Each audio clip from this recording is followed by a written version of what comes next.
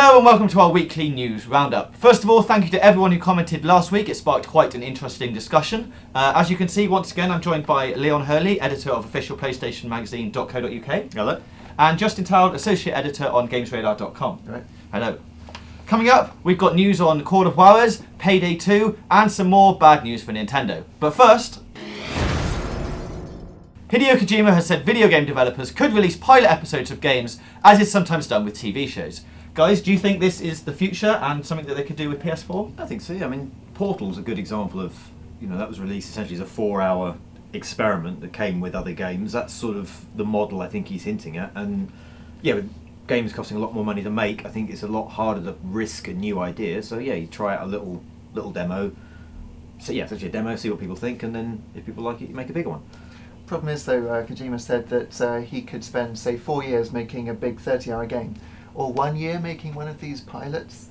I think 1 year is pretty much the maybe 18 months is development time for any regular game. So if you're going to spend that long, maybe you should make something. I don't know, like Portal, it topped our list of 100 best games. Yeah. So it worked in its own right. So perhaps they should approach it as a whole game and just do a smaller one rather than actually a pilot for a bigger one. I did think a year was quite a long time to be going. Yeah. We'll just try something for a year and then release it, and then if you don't like it, then we won't do it anymore. Well, Kojima works to a different time schedule to everyone else. That's very true. But it's something that they've done on PC a lot, right? Like indie games sort of are developed in a short space of time. They get released, everyone loves them, and then they go, all right, we'll make it into like Slender, for example. I think that's something we'll see more on PS4 because they've made it all sort of, friendly to develop on all the PC architecture. Jonathan Blow was interviewed in Edge this week saying that he thinks Sony have sort of realised that downloadable games are going to be bigger than ever, and that's one of the reasons why it is so sort of friendly and approachable as a development platform. And yeah, you will get things like Slender. They're bringing a lot of indie games over actually onto PS3. You've got Thomas Alone, Hotline Miami, and Lone Survivor all been announced very recently. But extend that through to larger games, and you could get more of what we have those vertical slices, don't you? Where they make a vertical slice, like basically shows all the layers of the cake, so you see everything it's got, and that's what they use to sort of get funding and convince people that the game's worth paying for at a development level. But you could get that happening at a sort of a public level where they go, this is what we've made so far, what do you think? And then if people say, vote by downloading it and playing it and talking about it, then they go, okay, make a bigger one.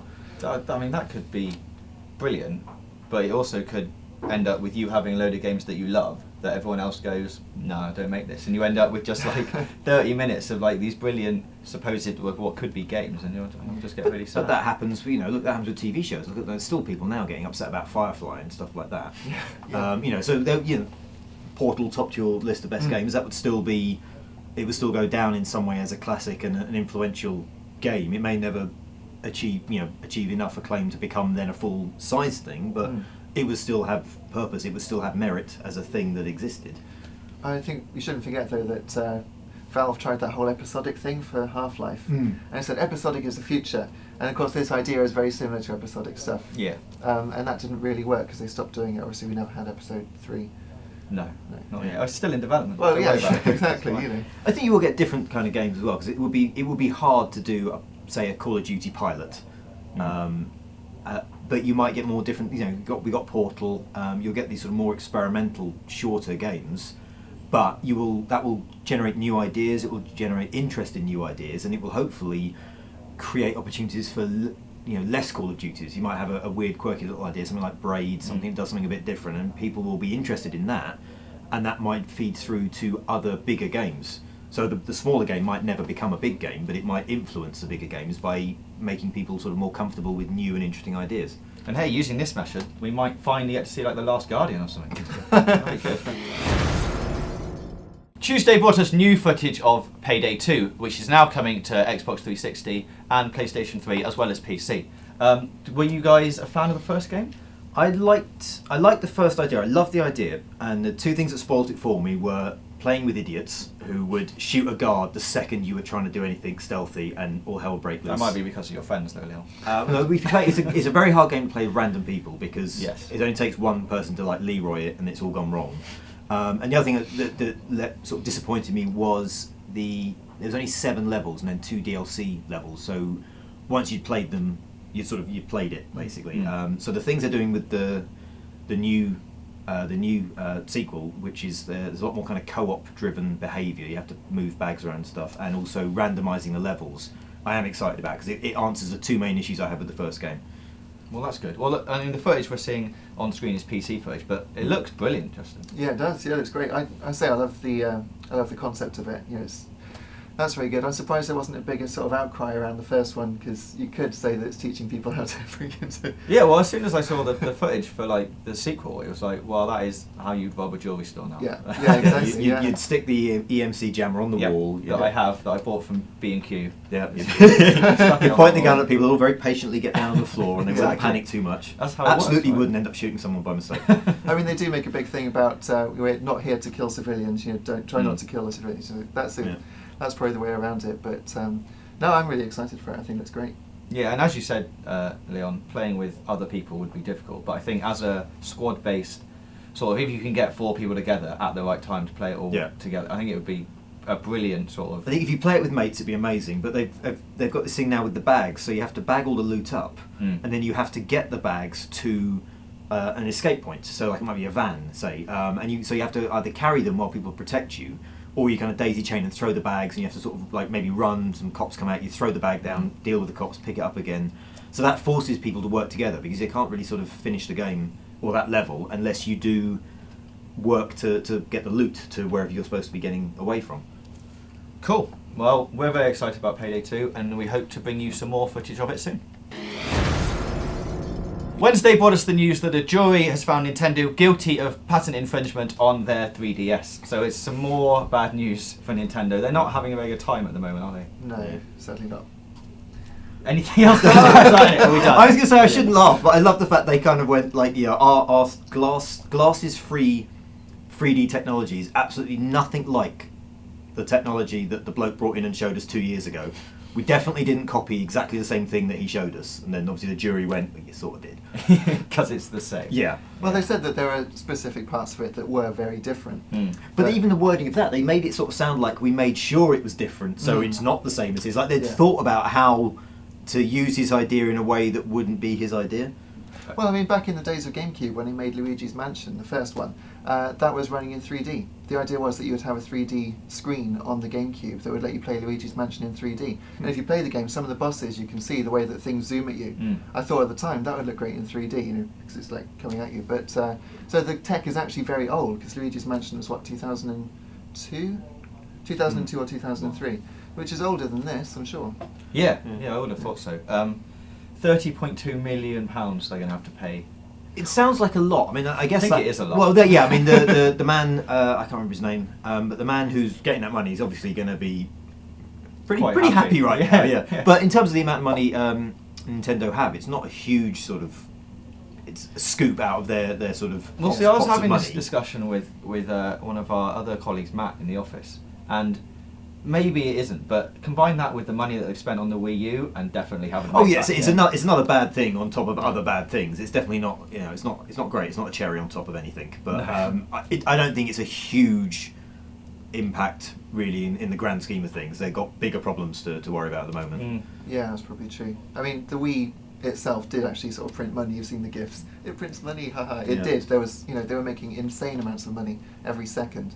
So, their bank account must still be looking healthy. But things like this and the Wii U not doing so well, they need to get some positive news soon, surely. But so what do you think they're going to do? Because they're not releasing a new console. Release Lego City Undercover. The one game we mentioned last week about this is the one we wanted to play. I'm 17 hours into it and it's really good. We give it 4 out of 5 stars on GamesRadar, and I agree with that. It's really, really good. There are some flaws, of course, but in terms of enjoyment, 17 hours, I'm itching to get back to it.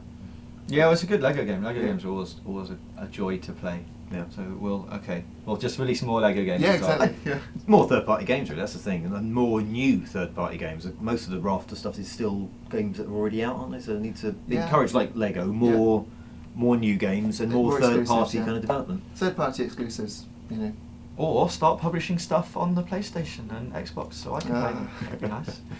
One quick thing about Wednesday. GTA 5 o'clock came out on Wednesday. Every Wednesday, 5 o'clock. Subscribe, hit the button up there. Good. And this week we've talked about the music from GTA and the best tracks. We made a mega album. Do you have one favourite track, just very quickly, from any of the games? Probably Billie Jean when you get in the car in Vice City. Billie Jean was in our top 10. That's Awesome. good. You're allowed in the club. I always liked the blondie one from Atomic? No, from GTA 3 when they Oh, wrote all of The sound-alike one. yeah, and Yeah. it was they got Debbie Harry, and all I can remember is it's like Rush Rush Gimme Yayo or something. And I can't remember the chorus, but that always makes me think of GTA. Yeah, that wasn't on the list, so you're, I'm afraid, spending Friday it night classic? alone again. Thursday brought us a new reveal for another Call of Juarez game. This one is going back to its roots. It's more cowboys, more dynamite, more explosions. And actually, I'm going to say that it looks good. Yeah. Despite the last game, I know. The last game was the thing that fascinated me most about the last game is they clearly, because that was Techland, worked on Dead Island. Yeah. They clearly at some point during the development gone everyone on a zombie game and left like one guy working on Call of Juarez. That's why they had there was a picture of a girl. It was called The Cartel, yeah. The Cartel, yeah. And there was a picture of a girl that was every picture of every girl in the game. So you go into a house and there'd be like 5 pictures of her on the wall and then on a billboard outside. It was an incredibly bad game, and I'm amazed it sold enough for them to warrant a sequel. It's a PSN download, but it's still using a name that I thought had no weight left to it at all. I suppose Red Dead Redemption helped. You know, people do want the whole cowboy thing. Yeah. And being able to play that sort of thing, you know, cowboys with first-person perspective, that's very appealing. And as you say, it does look a lot of fun. Yeah, well, I had it demoed to me last year at an event in Paris. That's right, I went to Paris. And actually, even then, it looked really good, and there was a lot of things in it that I was like going, you know what, this is quite a fun cowboy game. I don't think there's any. I don't think the game is going to be awful because it's a different developer. It's a completely different project. I just think it's strange to attach that name to it after a game that it's one of the few games I've seen in the office where people would gather around the screen to point and laugh while the guy was reviewing it. There was one level where you're supposed to have a chase across the motorway and it just didn't trigger the traffic, and we were just stuck on an empty motorway, couldn't do anything.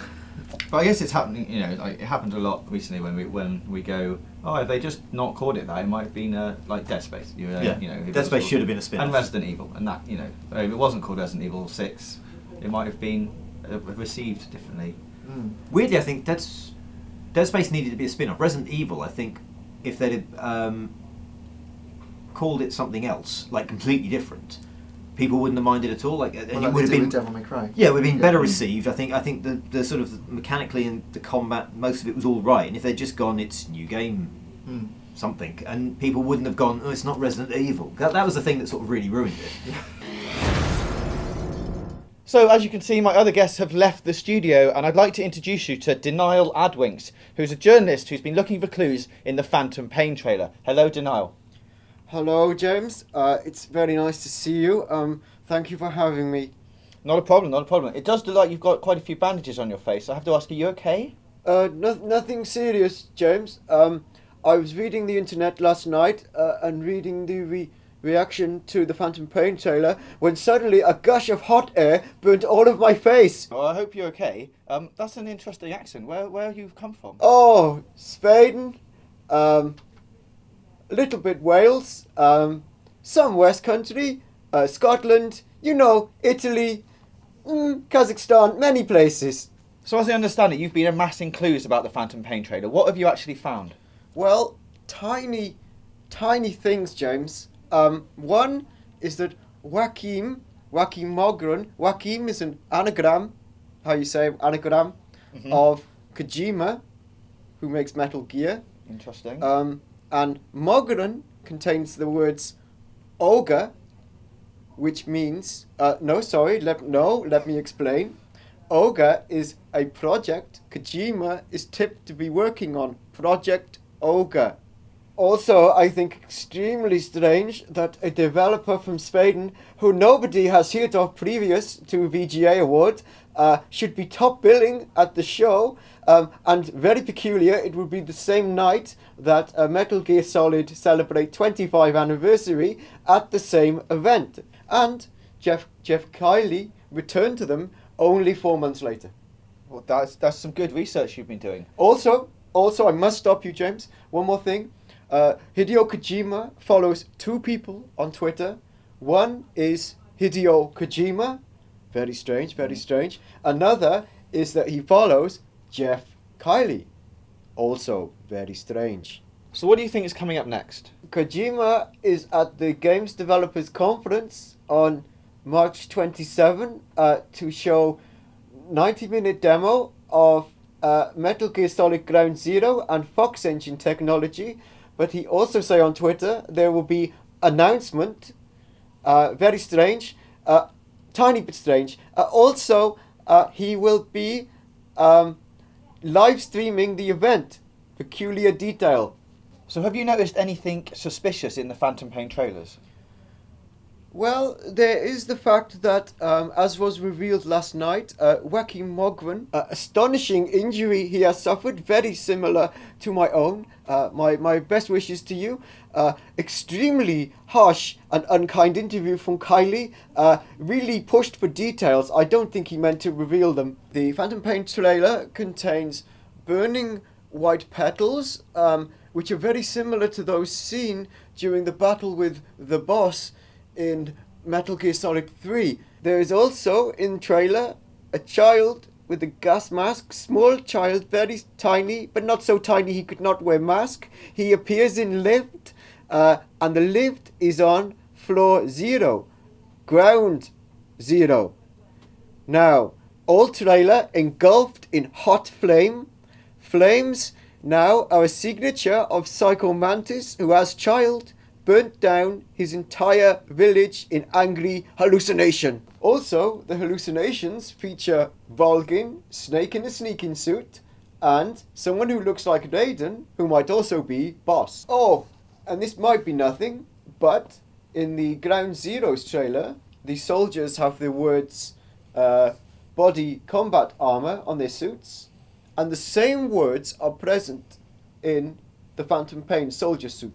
It is not possible to exclude the option of hero of Phantom Pain is in coma and Bandage Man represents figment of his psyche battling to escape subconscious trauma. Now, Big Boss has never been in a coma, which discludes this theory. Well, apart from a 1-year coma in 1972 and a 15-year coma in the late 1990s. Also strange, there is a light signature in Metal Gear Ground Zero and the Phantom Pain that make a weird noise. This noise could be intrusion of reality as doctors shine torchlight into patients' eyes. So what do you think this all means? Oh, James, very complex puzzle. One small inkling is the studio is called Moby Dick Studio. Now, in the book Moby Dick, Captain Ahab is chasing the whale.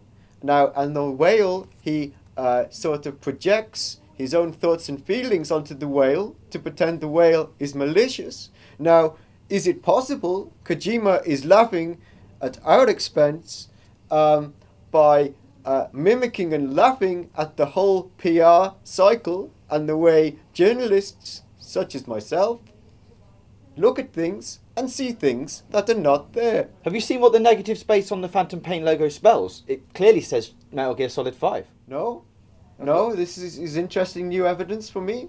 I've got it right here. Do you like to take a look? Yes.